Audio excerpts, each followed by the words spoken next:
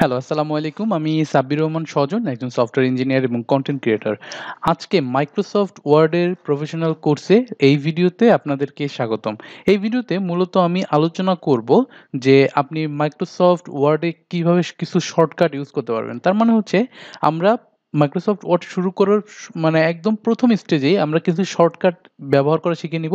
যার মাধ্যমে আমরা মূলত আমাদের কাজ যখন আমরা করব, আমরা বিভিন্ন জিনিস টাইপ করব বা আমরা যখন ওপেন করব এই জিনিসগুলো আমাদের অনেক ফাস্ট হয়ে যাবে। আগের থেকে অনেক ফাস্ট হয়ে যাবে।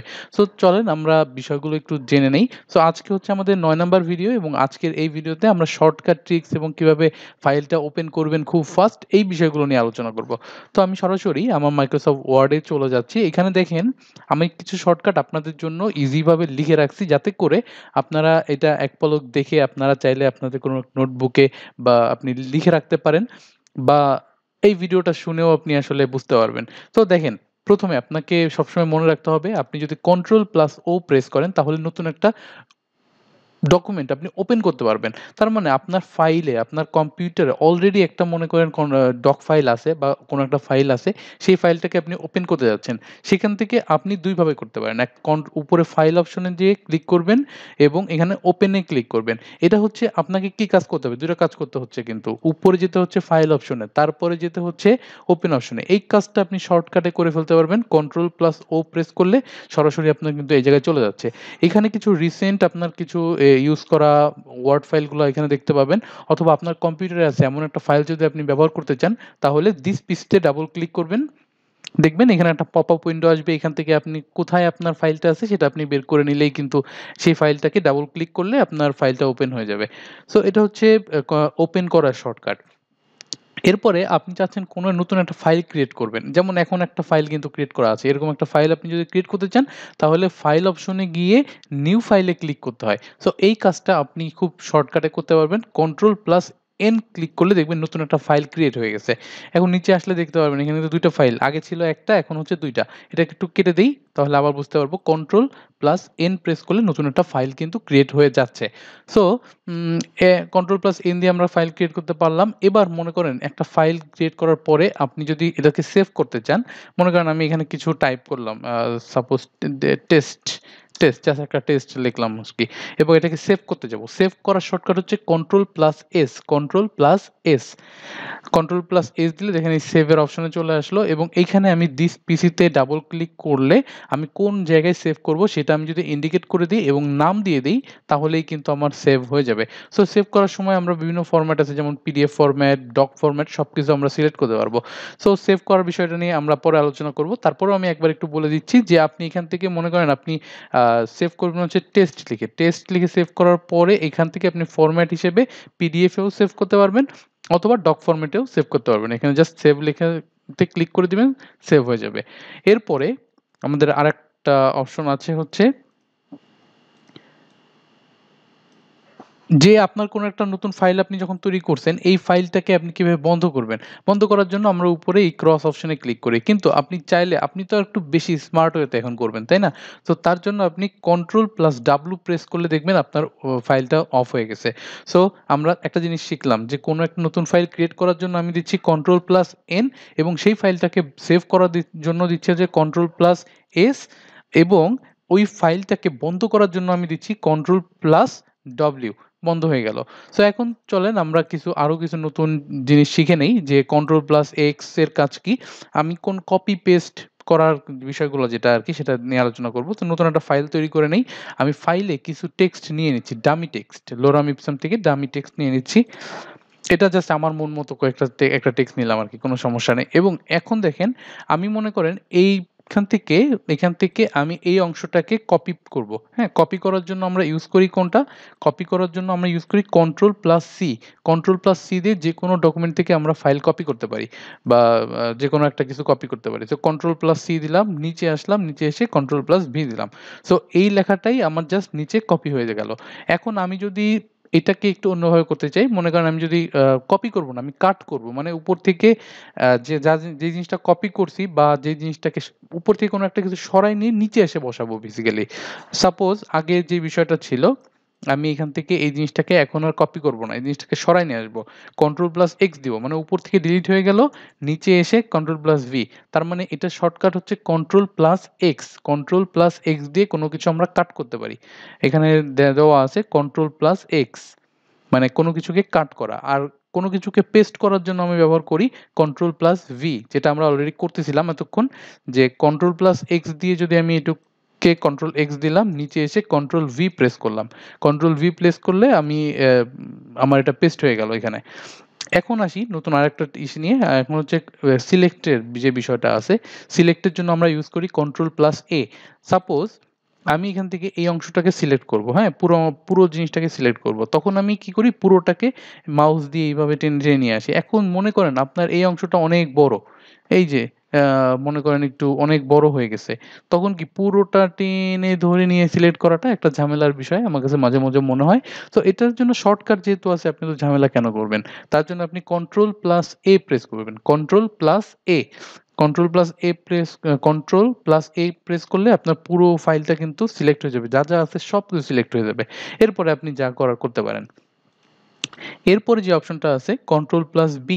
কন্ট্রোল+Bর কাজটা হচ্ছে, মনে করেন আপনি কোনো একটা টেক্সটকে বোল্ড করতে যাচ্ছেন। হ্যাঁ? আপনার কোনো একটা টেক্সটের মাঝে একটা অংশ আছে, সেই অংশটাকে আপনি বোল্ড করতে যাচ্ছেন। সো এই বোল্ড করার জন্য মনে করেন এই যে 1500 সেকেন্ড এটাকে আমি বোল্ড করতে যাচ্ছি মাঝখান থেকে এই এতটুক অংশটাকে। এটার জন্য আমাকে উপরে কিন্তু বোল্ড অপশনে ক্লিক করতে হবে, হ্যাঁ? তখনও কিন্তু আমার জিনিসটা বোল্ড হবে। আমি চাইলে এইভাবে না করে আমি চাইলে জিনিসটাকে কন্ট্রোল+B প্রেস করেও শর্টকাটের মাধ্যমে করতে পারি। তার মানে এখানে আমাদের বেসিক উদ্দেশ্য হচ্ছে মাউসটাকে যত বেশি কম ইউজ করা যায়। কারণ আপনার হাত থাকবে সবসময় কিবোর্ডের উপরে। আপনার কিবোর্ডের উপর যখন হাত থাকবে তখন যত দ্রুত আপনি কাজগুলা করতে পারবেন তত আপনার জন্য বেটার। তো এখন বলেন আমি যে এখান থেকে মাউসটাকে দিয়ে যে সিলেক্ট করলাম এই অংশটা, এটা কি আমি কম্পিউটার দিয়ে করতে পারি? অবশ্যই করতে পারি। আমার কিবোর্ডটা দিয়েও কিন্তু করতে পারি। তার মানে এই 1500 সেকেন্ডের এখানে জাস্ট আমার ইয়েটা থাকবে, মানে কার্সারটা থাকবে। শিফট প্রেস করে যখন আমি এই পাশের যে অ্যারো আছে, ডান পাশের অ্যারো, রাইট অ্যারো, এটাকে ক্লিক করব, দেখবেন এই পাশের অংশটা কিন্তু সিলেক্ট হতে থাকবে। এরপরে আমি জিনিসটাকে কন্ট্রোল+B করে দিতে পারি। কন্ট্রোল+B দিলে আমার জিনিসটা বোল্ড হয়ে গেল। এখন চাইলে আমি জিনিসটাকে কন্ট্রোল+I দিয়ে ইটালিক ফরম্যাটে করে ফেলতে পারি। কন্ট্রোল+I প্রেস করলে দেখবেন জিনিসটা ইটালিক ফরম্যাটে চলে আসছে। সো এটাও কিন্তু আমাদের এখানে আছে। কন্ট্রোল+I দিলে এটা ইটালিক ফরম্যাটে আসবে। এরপরে দেখেন আমি যদি চাই এই অংশটাকেই মানে আন্ডারলাইন করতে, তো কন্ট্রোল+U দিলে এটা নিচে একটা আন্ডারলাইন অপশন চলে আসছে দেখেন। সো আন্ডারলাইন অপশনটা রিমুভ করার জন্যও কিন্তু আমরা চাইলে কন্ট্রোল+U প্রেস করতে পারি এবং কন্ট্রোল+I দিয়ে ইটালিক ফরম্যাট, কন্ট্রোল+B দিয়ে আমাদের হচ্ছে বোল্ড করি। আরো কিছু আমাদের আছে ইম্পোর্টেন্ট কিছু জিনিস, সেটা হচ্ছে মনে করেন আমি চাইলে আমার যে ফন্ট সাইজ আছে, ফন্ট সাইজটা এই মনে করেন যে এই লেখাটুকুর ফন্ট সাইজটা আমি চেঞ্জ করতে যাচ্ছি, তখন আমাকে এখান থেকে কিন্তু বাড়াইতে হচ্ছে, তাই না? সো এই বিষয়টা কিন্তু আপনি চাইলে আপনার কম্পিউটারের মাধ্যমেই করতে পারবেন। তার জন্য আপনাকে কন্ট্রোল প্লাস স্টার্টিং যে অ্যারো আছে, থার্ড ব্র্যাকেট যেটাকে আমরা বলি, আপনি একটু দেখেন এটা, আম আমার ব্র্যাকেটটা হচ্ছে এইটা। সরি এইটা। এই ব্র্যাকেটটা যেটা আছে P এর পাশে। তো স্টার্টিং যেটা আছে, থার্ড ব্র্যাকেট স্টার্টিং যেটা আছে সেটাতে যখন আপনি প্রেস করবেন, control plus third bracket starting এ প্রেস করলে দেখবেন জিনিসটা ছোট হচ্ছে এবং যেটা বন্ধ আরকি, এই পাশের যেটা আছে সেটাকে আপনি যদি প্রেস করেন তাহলে দেখবেন যে এটা আস্তে, আস্তে বড় হচ্ছে। তার মানে আপনার কোনো কিছুর ফরম্যাট চেঞ্জ করা মানে ফন্ট সাইজ চেঞ্জ করা খুব কিন্তু ইজি। এরপরে দেখেন আমার কিছু আছে, কোনো টেক্সটকে সেন্টার করার জন্য আমি কি ইউজ করতে পারি? কন্ট্রোল+E। কখন ইউজ করি? এই যে এই লেখাটা একটা সাইড হয়ে আছে, হ্যাঁ? এই সাইডটাকে আমি যদি চাই একদম মাঝামাঝি হয়ে যাবে। কন্ট্রোল+E প্রেস করলে জিনিস সবগুলো কিন্তু আমার একদম মাঝামাঝি চলে আসছে। তো আমি চাইলে রাইটে নিতে পারি, লেফটে নিতে পারি। সো লেফটে নেয়ার জন্য কন্ট্রোল+L, লেফটে চলে আসছে। রাইটে নেয়ার জন্য কন্ট্রোল+R, তার মানে রাইটে চলে গেছে এবং কন্ট্রোল+E দিলে আমার কিন্তু এটা একদম মিডল পজিশনে চলে আসছে। তো কন্ট্রোল+E হচ্ছে মিডল, কন্ট্রোল+L হচ্ছে লেফট, কন্ট্রোল+R হচ্ছে রাইট। সো এখন কোনো একটা কিছুকে আপনি আনডু করতে চাইলে, সাপোজ মনে করেন এখানে দেখেন ই হচ্ছে সেন্টার, এল হচ্ছে লেফট, আর হচ্ছে রাইট। কন্ট্রোল+জেড দিয়ে আমরা যেকোনো কিছুকে আনডু করতে পারি। সাপোজ আমি এই যে একটা জিনিস করলাম আরকি, এখান থেকে মিডল পজিশনে এখন আছে, কন্ট্রোল+এল দিলাম। এল দিলে আমার লেফটে চলে আসছে। কিন্তু আমি যাচ্ছি না, না, না, না, না। লেফট আমি নিব না। আমার মাঝে ছিল যেটা সেটাই আমার ভালো ছিল। সো আগের পজিশনে ফেরত যাওয়ার জন্য আমি কন্ট্রোল প্লাস জেড প্রেস করলে আমার আগের পজিশনে চলে আসবে। মানে আন্ডু হয়ে যাবে। একটা স্টেপ পিছনে চলে আসবে। তখন এরকম পজিশনে আসার পরে আমার হঠাৎ করে মনে হইল যে না, না আমার বাম পাশে যে দিছিলাম ওটাই ভালো ছিল। তো কন্ট্রোল প্লাস ওয়াই প্রেস করলে আমার আগের পজিশনে আবার ব্যাক করবে। সো কন্ট্রোল প্লাস জেড দিলে আমি যে কাজটা পাই দেখেন আমি আরেকবার একটু বোঝানোর চেষ্টা করি এটা। কন্ট্রোল প্লাস যে আমি সাপোজ একটা টেক্সট লিখব। "This is a test text" so আমি লেখার পরে আমি যদি কন্ট্রোল প্লাস জেড দেই দেখবেন এটা কিন্তু আস্তে, আস্তে রিমুভ হয়ে গেল। হ্যাঁ? আমি যদি আবার কন্ট্রোল প্লাস ওয়াই দেই আমার কিন্তু আগের পজিশনে আবার ব্যাক চলে আসলো। সো আগের পজিশনে ফেরত যাওয়া এবং সেখান থেকে আবার আগের পজিশনে আসার জন্য কন্ট্রোল প্লাস জেড এবং কন্ট্রোল প্লাস ওয়াই আমরা ব্যবহার করে থাকি। এরপরে দেখেন আরো কিছু ট্যাগ আছে যে স্প্লিট এ ডকুমেন্ট উইন্ডো। মনে করেন আপনি কাজ করতেছেন। কাজ করতে, করতে আপনার কাছে মনে হচ্ছে যে এই উইন্ডোটাকে যদি একটু ২ ভাগ করে নেয়া যেত তাহলে আমার জন্য সুবিধা হইতো। মানে ২ টা ডকুমেন্ট আমি পাই যেতাম। তার জন্য আপনি চাইলে কন্ট্রোল অল্টার এস প্রেস করতে পারেন। তখন আপনার কিন্তু ২ টা উইন্ডো ক্রিয়েট হয়ে যাবে। এখানে একটা উপরে একটা উইন্ডো, নিচে কিন্তু আরেকটা উইন্ডো, হ্যাঁ? সো একই সময়ে আপনি ২ টা উইন্ডোতে কাজ করতে পারবেন। এই দেখেন উপরেও কাজ করতে পারবেন, নিচেও আপনি কাজ করতে পারবেন। এবং এটাকে রিমুভ করার কিন্তু সিস্টেম একই। কন্ট্রোল অল্টার এস প্রেস করলে কিন্তু এটা কিন্তু রিমুভ হয়ে যাবে। তার মানে আপনার কাজের সুবিধার্থে মানে একই সাথে আপনি ২ টা উইন্ডোতে আপনি কাজ করতে চাইলে আপনি কন্ট্রোল অল্টার এস প্রেস করতে পারেন। উপরে সেম ডকুমেন্টটাই কিন্তু কপি হয়ে নিচে চলে আসছে। সো এখানেও আপনি চেঞ্জ করতে পারেন, এখানেও আপনি চেঞ্জ করতে পারবেন। কন্ট্রোল অল্টার এস দিলে আবার এটা রিমুভ হয়ে যাবে। এবং লাস্ট একটা অপশন যেটা আছে আমার যেটা সবথেকে বেশি আমাদের ব্যবহার করতে হয় সেটা হচ্ছে কন্ট্রোল প্লাস পি। মানে এই ডকুমেন্টটাকে প্রিন্ট করার জন্য, এই ডকুমেন্টটাকে প্রিন্ট যখন আমি করতে চাই, তখন কন্ট্রোল প্লাস পি প্রেস করি। কন্ট্রোল প্লাস পি দিলে আমার এখনই দেখেন এই যে প্রিন্টের একটা স্ক্রিন চলে আসছে। এখানে আপনার প্রিন্টার চলে আসবে যদি আপনার প্রিন্টার থাকে এবং ওই প্রিন্টারটা আপনি জাস্ট এখানে কানেক্ট করে এই প্রিন্ট অপশনে ক্লিক করলেই কিন্তু আপনার এই ডকুমেন্টটা প্রিন্ট হয়ে যাবে।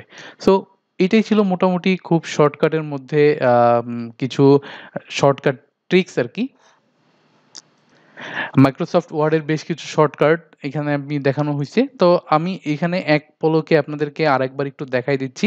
এটা আপনারা করবেন কি বাসায় এই ভিডিও দেখার সাথে, সাথে এটা একটু খাতায় নোট করে নিবেন। তাতে হবে ভবিষ্যতে আপনি যখন কাজ করবেন এই নোটবুকটা দেখে আপনার কাজ করতে আরো ইজি হবে এবং এগুলো আপনার কাজকে অনেক বেশি ফাস্ট করে দিবে।